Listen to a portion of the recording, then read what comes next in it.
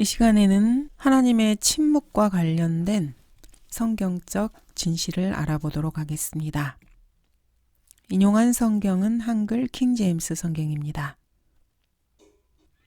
이는 하나님께서 자신에 대해서 계시하시는 위대한 진리 중 하나입니다. 하나님께서 침묵하시는 것은 인생에 있어서 매우 중요한 문제입니다. 또 성경적으로 많은 논란이 되고 있고 많은 사람들이 이와 관련해서 많은 말들을 하고 있습니다. 인간은 근본적인 문제를 가지고 있습니다. 인간들은 하나님에 대해서 의문점을 가지고 있습니다. 그들은 왜 의로운 사람들이 고통당하는가? 하나님께 울부짖습니다. 진짜로 신이 있다면은, 창조주가 있다면은, 그리고 그 신이 자비로운 분이라면은 왜 침묵하고 있는가? 이렇게 질문합니다. 하나님께서는 왜 어떤 나쁜 일들이 일어나도록 방치하고 허락하는가? 죄를 처리해야 한다면은 하나님 왜 처음부터 죄가 세상에 들어오는 것을 막지 않으셨는가? 이러한 질문을 합니다. 여러분들도 아마 이러한 질문을 한 번쯤은 해봤을 것이고 누군가가 이런 질문을 하는 것을 들어보았을 것입니다. 하나님은 왜 침묵하시며 간섭하지 않으시고 어떤 일들을 막지 않으시며 말씀하지 않으시는가? 이러한 질문으로 인해서 수많은 사람들이 불가지론자, 무신론자, 회의론자가 되어버렸습니다. 인간의 타락한 본성 그 어디를 뒤져봐도 이 질문에 대한 답변을 찾을 수 없을 것입니다. 거듭나지 못하고 하나님을 신뢰하지 못하는 사람은 이 문제를 절대로 풀 수 없습니다. 왜 하나님께서는 그러한 일들을 방치하고 계시는가? 일어나도록 내버려 두신가? 라는 이러한 심오한 질문은 우주학이나 초월명상, 유전자 조작, 정신신경학 등 최첨단 주제들보다 훨씬 더 인간의 마음을 사로잡는 질문입니다. 욥 역시 이러한 문제에 봉착했습니다. 욥기에서는 이러한 심오한 질문에 대한 문제를 다루고 있습니다. 욥기는 세상에서 가장 오래전에 기록된 책으로 아주 위대한 책입니다. 욥기의 주제는 왜 의로운 사람들이 고통을 당하는가? 입니다. 하나님께서는 왜 무시무시한 폭발, 핵폭발, 질병, 전쟁, 자동차 사고, 태풍, 반역, 죄수들이 당하는 고문, 강간, 홍수, 전쟁과 같은 것들을 막지 않으실까? 욥은 이렇게 말했습니다. 오, 내가 어찌하여 그분을 찾을 곳을 알까? 그리하여 그의 자리로 나아갈까? 내가 그분 앞에 나의 송사를 고하고 항변으로 내 입을 채우기 원하노라. 의인들이 고통당하는데 왜 하나님께서는 침묵하시며 잠잠하고 계신가? 이 질문이야말로 인간에게 있어서 가장 기본적이고 핵심적인 하나님과 관련된 질문입니다. 지상에서 지금까지 살았던 위대한 철학자, 사상가들을 다 불러 모아도 이에 대한 답변은 결코 나올 수가 없습니다. 구원받지 못한 의사가 죽어가는 사람 옆에서 지켜서 있어봐야 아무런 위로가 되지 않습니다. 의사가 해줄 수 있는 말이라고는 죽어가는 죄인은 죽고 난 후에 땅속에서 몸이 썩어서 비료가 될 것이고 그것은 짐승들의 먹이가 될 것이고 수백만 년이 지난 후에 태양계는 식어버리고 폭발해서 축소되고 말 것이라는 그러한 이야기일 뿐입니다. 이것이 위대하신 과학자가 동료 인간에게 해줄 수 있는 유일한 정보입니다. 인간의 문제를 그 어떠한 것도 해결하지 못합니다. 인간의 문제에 대해서 과학은 삐에로에 지나지 않습니다. 과학은 인간 문제를 사실은 단 하나도 해결하지 못했습니다. 과학이 인간에게 제일 중요한 문제인 죽음을 해결할 수 있다고 보십니까? 과학은 한 인간이 태어나고 그 인간은 반드시 죽는다는 것밖에 밝혀내지 못합니다. 과학이 인간의 수명을 연장했느니 고통을 줄였느니 하는 것은 그나마 그러한 것들을 할 수 있는 재정적 여력이 있어서 약을 사고 의료기술을 쓸 수 있는 그런 사람들에게나 해당되는 말입니다. 전 세계 인구의 반은 굶주린 채 잠들고 있고 그 중에 20분의 1은 자다가 굶어 죽습니다. 과학이 이루어 놓은 업적이라고 하는 것은 돈을 가진 사람들을 조금 편하게 살게 해주고 조금 편하게 죽게 해주는 것뿐입니다. 문제는 사랑의 하나님이 계시다면 어떻게 해서 그분은 침묵하고 계신가입니다. 하나님이 무언가를 하실 수 있다면 왜 그것을 막지 않으실까? 왜 하나님은 어떤 사람을 해외에서 팔다리가 절단된 채 돌아와서 남은 평생을 휠체어에서 혹은 침대에서 비참하게 살게 내버려 두시는가? 하나님은 왜 장애를 안고 태어나게 하시는가? 하나님께서 저 위에 계시다면은 왜 모든 것들을 완벽하게 만들어서 아무런 문제도 생기지 않게 하지 않으시는가? 리처드 원브란트 같은 사람은 신실한 그리스도인이었음에도 불구하고 3년간 독방에 갇혀 있으면서 9년간 공산주의자들에게 고문을 당했습니다. 이러한 현상들을 바라보면은 하나님께서 언제나 옳으시다는 말에 수긍하기가 어려울 것입니다. 여러분도 이런 처지에 놓여 있을 수 있습니다. 그렇다면 하나님께서 의로우신 분이라는 것을 수긍할 수 있겠습니까? 자신이 가진 모든 소유와 건강마저 잃었던 욥은 오랫동안 참고 처음에는 불평하지 않았습니다. 하지만은 살인죄 외에 모든 혐의를 하나님께 결국에는 다 씌워버렸습니다. 하나님을 원망했던 것입니다. 그렇다면 인간이 겪는 이런 고난과 현상들이 정당하다는 말입니까? 아무리 신실한 그리스도인이라 해도 욥을 판단할 수는 없습니다. 왜냐하면은 욥이 처한 위치에 놓여본 사람은 없기 때문입니다. 저 역시 마찬가지입니다. 사회주의자들은 이러한 문제들에 대해서 그들 나름의 해결책을 제시합니다. 주위를 둘러보고 나서 이렇게 말합니다. 이 모든 가난과 질병, 죽음, 기아를 보라. 자, 모두 함께 이 세상을 더 살기 좋은 곳으로 한번 만들어보자. 비인간화를 없애고 민주주의의 천국을 만들자. 자유로운 세상에서 인간이 이러쿵 저러쿵 어쩌고 저쩌고.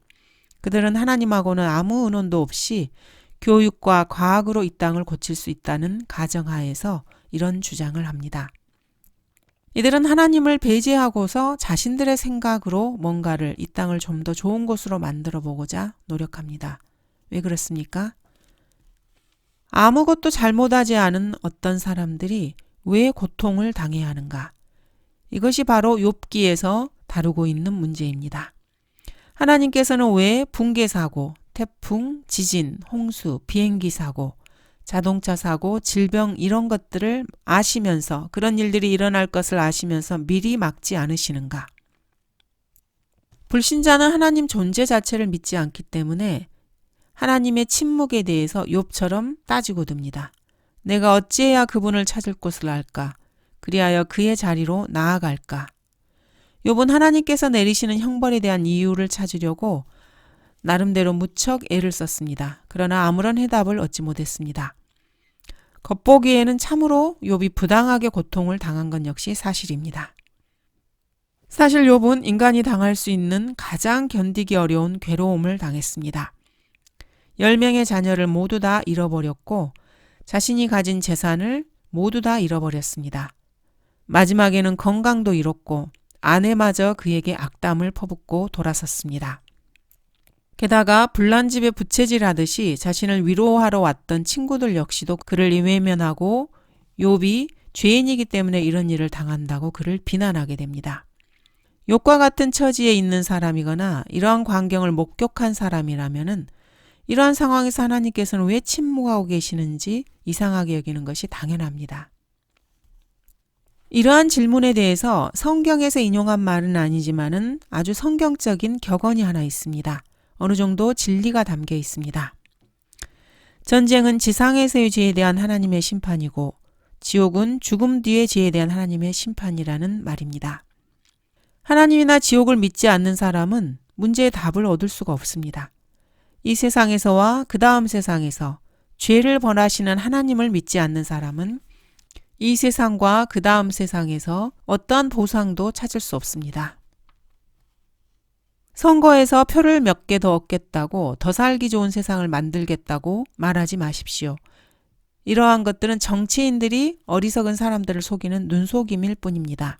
이런 속임수가 2000년 이상 이 땅에서 이어졌고 권력을 유지하려는 사람들이 사용한 방식입니다. 인간이 당하는 모든 고난과 고통은 죄 문제와 연결되어 있습니다. 그런데도 인간 나름대로 이 문제에 대해서 몇 가지 답을 인간은 생각해냈습니다. 인간의 죄 문제를 다루지 않고는 이런 문제에 대한 해답을 찾을 수 없습니다. 먼저 이신론자들이 이에 대한 답변을 내놓은 자들입니다. 이신론이라는 것은 하나님의 존재는 인정하지만 하나님께서 인간사에 관여하지 않으신다고 주장하는 자들입니다. 이들은 하나님은 선하시긴 하지만은 인간 삶의 세부적인 것까지 돌보실 여유와 시간이 없다고 생각합니다. 하나님께서 인간의 삶의 일상사를 관망만 하시면서 우주의 반대편 저 끝에서 에너지장으로 존재하는 그런 하나님으로 생각을 합니다. 세상의 모든 일들을 내버려 두고 알아서 돌아가도록 그냥 내버려 둔다는 주장입니다. 이렇게 믿는 사람들을 유신론적 진화론자라고 합니다. 그 다음은 유물론자들이 있습니다. 유물론이라고 하는 것은 하나님의 존재 자체를 믿지 않고 물질만을 믿는 자들입니다. 이들은 세상이 인격적인 신의 존재 없이 우연의 법칙에 따라서 지배된다고 생각합니다. 인간의 운명이 우연에 달려 있다는 것입니다. 다음으로는 실존주의가 말하는 상황윤리입니다. 현재 일어나고 있는 일이 중요하다는 것입니다. 인간은 자신의 앞을 예측할 수 없다. 과거와 현재, 미래는 아무런 의미도 없다. 시간은 상대적이고 동작도 상대적이며 거리도 상대적이다. 그러므로 진리도 상대적이라고 이들은 주장합니다. 이 우주가 우연과 돌발적 진화의 법칙인 다윈의 법칙에 의해서 돌아간다는 논리입니다. 우연으로 지배되고 있는 우주에서 자기 시계를 맞추는 그런 멍청이도 있습니까? 우연히 만들어지고 우연에 의해서 운행이 되고 있는 우주를 우연히 믿고 있는 것만큼 어리석은 자가 있겠습니까? 그렇습니다. 오늘날 대학에서 수많은 돈을 들여가면서 공부하고 있는 사람들은 이런 것을 배우고 있습니다. 성경을 믿는 사람을 광신자라고 그들은 비난하지만은 사실 이들이 성경을 믿는 것보다 더 많은 믿음을 요구하는 지독한 광신자들인 것입니다. 하나님의 침묵에 대한 인간의 답변을 보도록 하겠습니다. 하나님께서는 왜 침묵하시는가? 여기에 인간이 몇 가지 부정적인 대답을 하고 있습니다.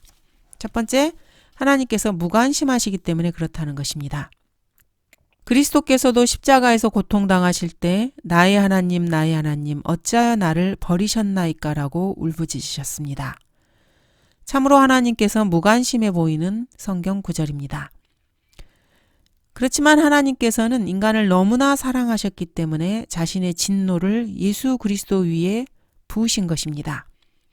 예수님을 십자가에서 내려보낼 수 없었습니다. 하나님의 사랑이 예수님에 대한 연민과 동정보다 더 컸기 때문입니다. 성경은 이렇게 말씀하고 있습니다. 그러나 그는 우리의 허물로 인하여 상처를 입었고 그는 우리의 죄악으로 인하여 상하였도다. 그를 상하게 하는 것이 주를 기쁘시게 하였기에 주께서 그를 고난에 두셨도다. 예수님께서는 하나님의 미리 아심에 의해서 십자가의 죽음을 죽으실 것이 예정되어 있었고 그래서 하나님께서는 예수님께서 십자가에 매달려 울부짖으며 죽도록 내버려 두신 것입니다. 두 번째로 인간은 하나님께서 왜 침묵하시는가에 대해서 하나님께서는 주목하지 않으신다는 답변을 내놓습니다. 사람들은 하나님이 주목하여 보지 않기 때문에 침묵하는 것이라고 말합니다. 이것은 말도 되지 않습니다. 잠언 15장에서는 주의 눈은 어느 곳에서나 악한 자와 선한 자를 살피시느니라고 말씀하고 계십니다.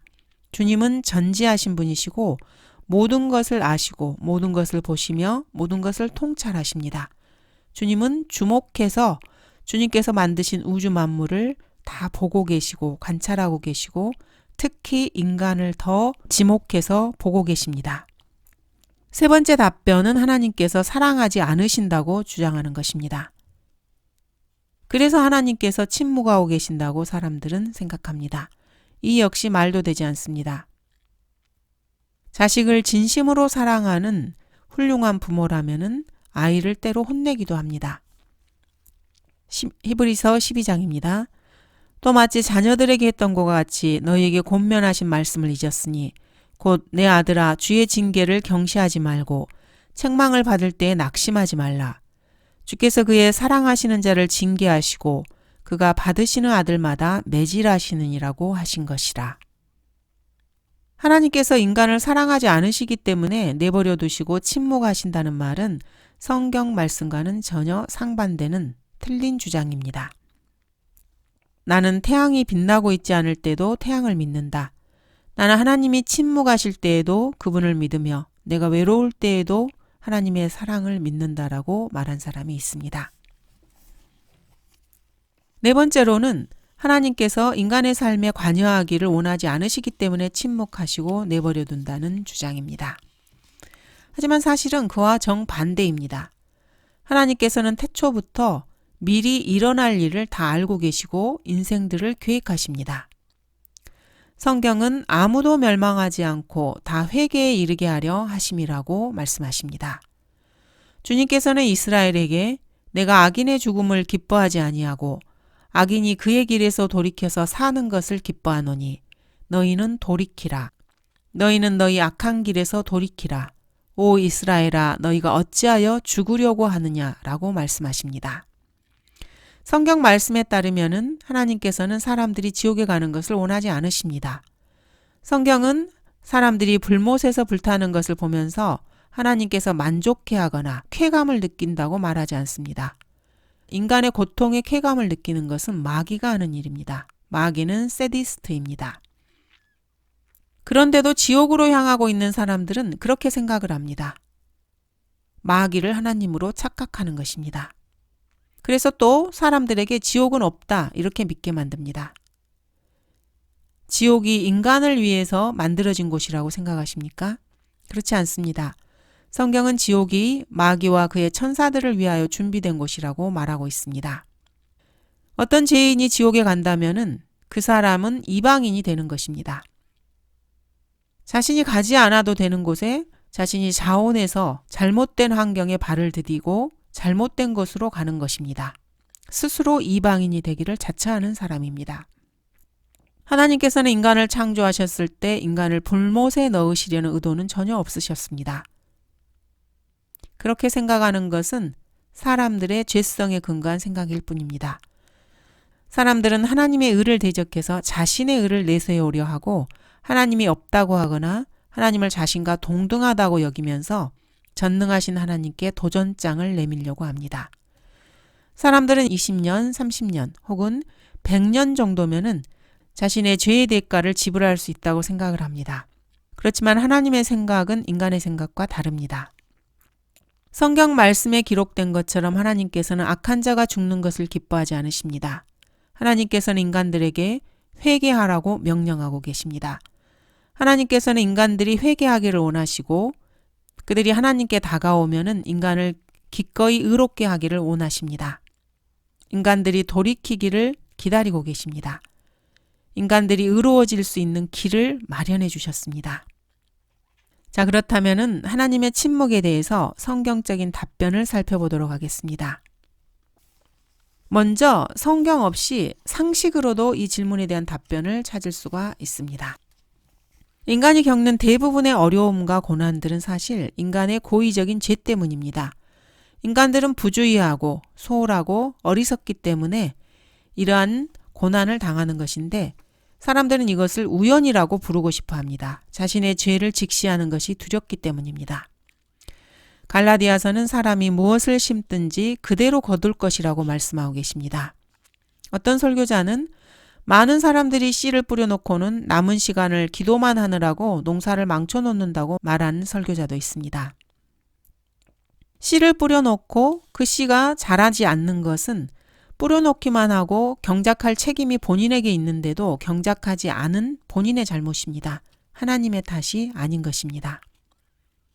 성경적 답변을 보도록 하겠습니다. 전능하신 하나님의 일에 대해서 보잘것없는 인간이 의문을 품을 수 있는가? 인간의 생각은 유한하지만 하나님의 생각은 무한하십니다. 인간이 알면 뭘 얼마나 알겠습니까? 이사야 55장은 이렇게 답변하고 있습니다. 주가 말하노라. 내 생각은 너희 생각과 다르며 내 길은 너희의 길과 다르니 하늘들이 땅보다 높음같이 내 길이 너희 길보다 높으며 내 생각이 너희 생각보다 높음이라. 나의 인생을 향한 하나님의 계획에는 분명히 슬픔, 고통, 시험, 아픔도 들어있을 것입니다. 왜 나만 그런 것들에서 제외되어야만 합니까?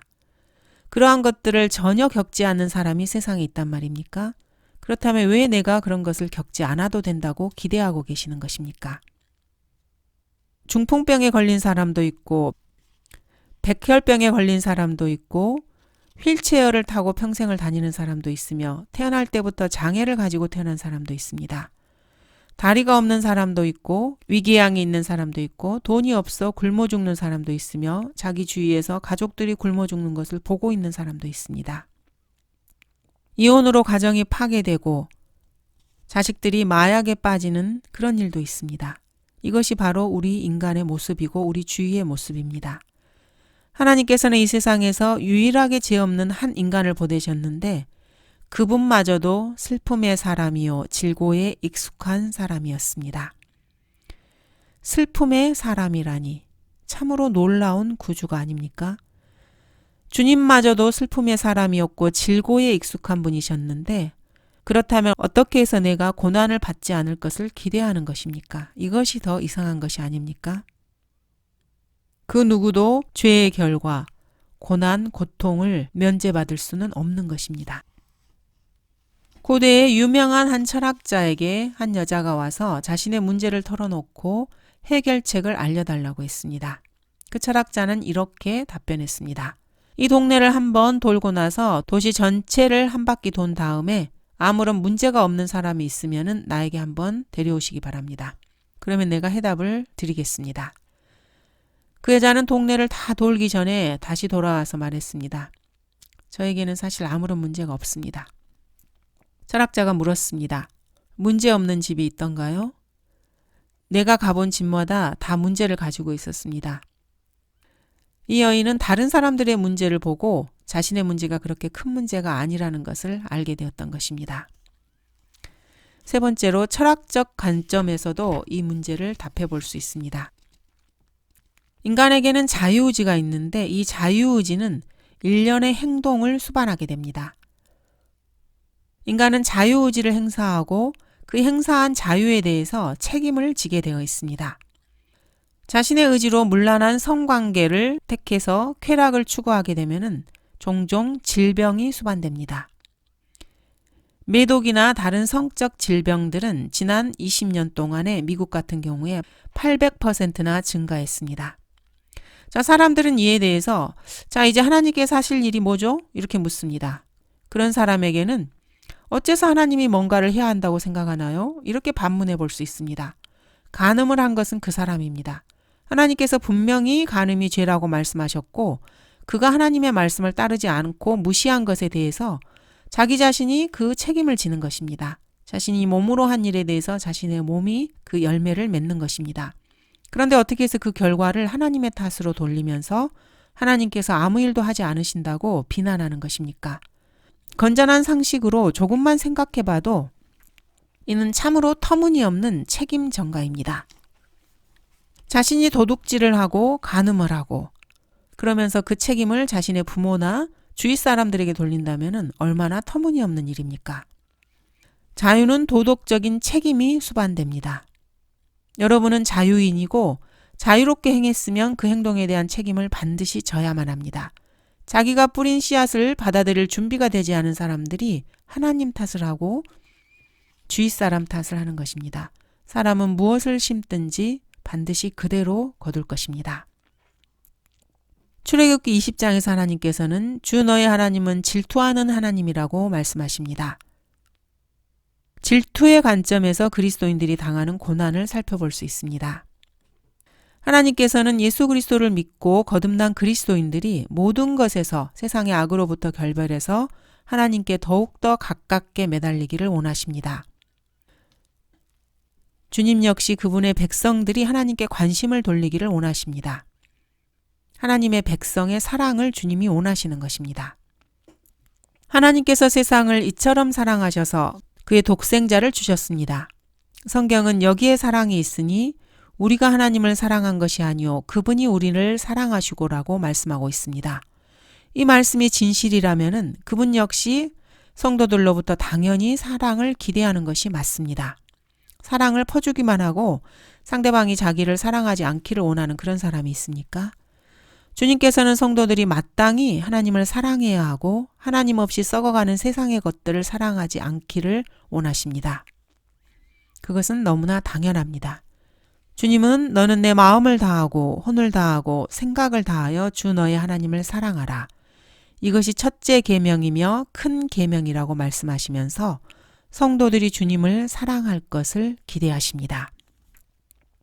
성도들이 주님보다 영화를 더 사랑한다면은, 또는 주님보다 로큰롤을 더 사랑한다면은, 야구나 축구, 스포츠를 더 사랑한다면은, 혹은 자신의 아내와 아이들을 더 사랑한다면은, 자신의 집, 가정, 자동차, 사업, 혹은 교회 사역, 주일학교 출석에 더 관심을 가지고 주님보다 그것을 더 사랑한다면은 그것은 20세기의 새로운 우상 숭배자라고 할 수 있습니다. 주님이 그리스도인들에게 그들의 사랑을 요구하는 것은 당연합니다. 하나님께서는 자신의 백성에게 고통과 재난을 허락하셔서 그리스도인들이 하나님만을 의지하게 만드십니다. 지금은 죄악이 만연한 시대입니다. 그렇지만 지금은 또한 은혜의 시대이기도 합니다. 하나님께서는 사람들에게 집으로 오라고 초청하고 계십니다.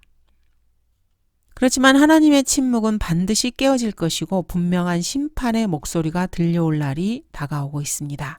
하나님께서는 곧 하나님과의 관계에 있어서 인간의 행동들, 행적들을 낱낱이 다 계산하시고 세실 것입니다. 즉 하나님의 책 속의 계산이 아직 끝나지 않았다는 것입니다. 인간들이 하나님의 침묵에 대해서 말한다면은 일시적인 관점에서 말하고 있는 것입니다. 왜 하나님께서는 뭔가 하지 않은가? 이렇게 사람들은 질문하지만은 하나님께서는 반드시 곧 뭔가를 행하실 것입니다. 언제요? 라고 묻는다면은 사람들이 원하지 않는 시각에 그들이 짐작하는 것보다 훨씬 빨리 그렇게 하실 것입니다. 성경은 주의 날을 바라는 너희에게 화로다 라고 말씀하십니다.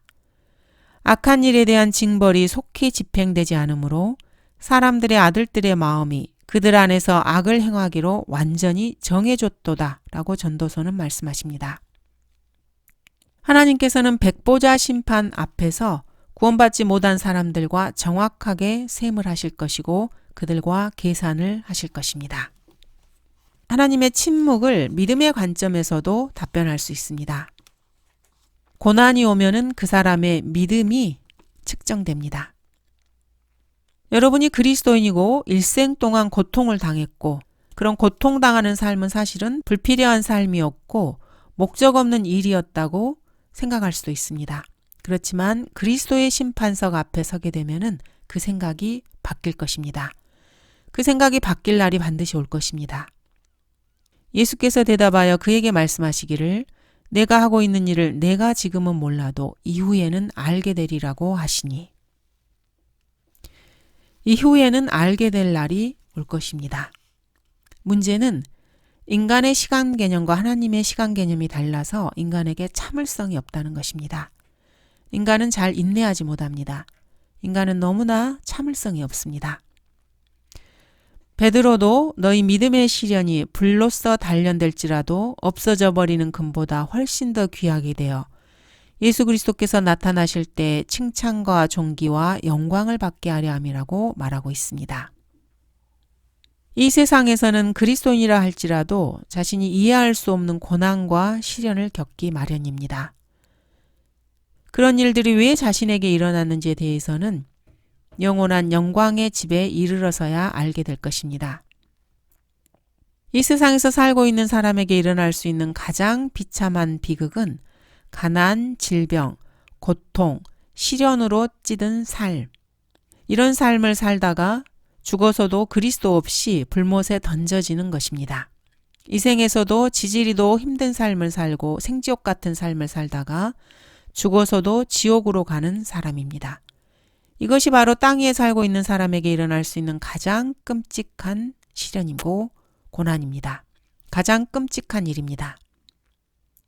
여러분이 지금 하나님의 자녀로서 고통과 시련, 시험, 환난, 슬픔을 당하고 있다면은 찬송 가사 하나를 생각해 보시기 바랍니다. 우리는 알게 되리라. 힘내세 형제여. 우리는 알게 되리라. 왜 나의 소망이 산산이 부서지는지 알 수 없으나 하나님의 완전한 계획을 알 수 없으나 언젠가는 분명히 알게 되리라. 하늘에 계신 아버지께서 어떠한 깊은 사랑으로 나의 믿음을 시험하시고 나의 사랑을 시험하시는지 나 알지 못하나 언젠가는 분명히 알게 해주리라. 언젠가는 나 주의 얼굴을 뵈리라. 이러한 찬양이 있습니다. 언젠가 나 눈물에서 해방되고 언젠가 알게 되리라. 이런 찬송도 있습니다. 믿음으로 순종하세. 예수 안에서 행복한 길은 오직 믿고 순종하는 것뿐. 하늘나라에 가면은 깨닫게 되겠지만은 땅에 있는 동안에는 믿는 길밖에 없다. 이렇게 설교한 설교자도 있습니다. 인간이 입 밖으로 낼 수 있는 가장 위대한 말 중에 하나라고 할 수 있습니다. 진리라고 할 수 있습니다. 하나님의 침묵은 하나님의 신비로운 역사이기도 합니다. 예수님께서는 날 때부터 소경된 사람에게 이 사람이나 그의 부모가 죄를 지은 것이 아니요 오직 그 사람 안에서 하나님의 일들을 나타내고자 함이라고 말씀하셨습니다. 날 때부터 소경이 된 사람에게 주님께서 주신 유일한 답이었습니다. 날 때부터 소경이었던 사람이 인생에서 고난을 겪고 마음의 힘듦을 겪고 괴로움을 당했듯이 여러분도 괴로움을 당하고 힘든 일을 당할 수 있습니다. 여러분의 죄 때문이 아닐 수도 있습니다. 다른 사람에게 복이 되기 위해서 고통을 당할 수도 있습니다. 여러분 각 개인의 죄 때문이 아니라 여러분처럼 슬픔과 어려움을 당한 사람에게 위로가 되기 위해서 고통을 당할 수도 있습니다. 그러므로 필요하다면 너희가 여러 가지 시험으로 잠시 슬퍼할 수밖에 없지만 그것을 크게 기뻐하는 것은 너희 믿음의 시련이 불로써 단련될지라도 없어져 버리는 금보다 훨씬 더 귀하게 되어 예수 그리스도께서 나타나실 때 칭찬과 존귀와 영광을 받게 하려 함이니라. 하늘나라를 더욱 실제로 느끼게 하기 위해서 여러분 그리스도인들의 관심을 땅의 것이 아닌 위의 것으로 돌리기 위해서 고난을 당할 수도 있습니다. 의롭고 선한 사람으로서 여러분은 고통을 당할 수도 있습니다. 여러분에게 모든 시험, 시련, 환난을 겪게 하시는 것은 여러분의 죄 때문이 아니라 하나님의 약속들은 참되다는 것, 하나님의 은혜가 여러분에게 족하다는 것, 또 시련을 통해서 하나님의 거룩하심의 참여자가 되도록 하기 위해서 그러한 것을 여러분에게 가르치기 위해서일 수도 있습니다. 여러분들이 자신들의 죄로 인해서가 아니라 이러한 목적으로 시련을 당하고 있는 것이라면 그것은 하나님께 감사할 일입니다. 감사합니다.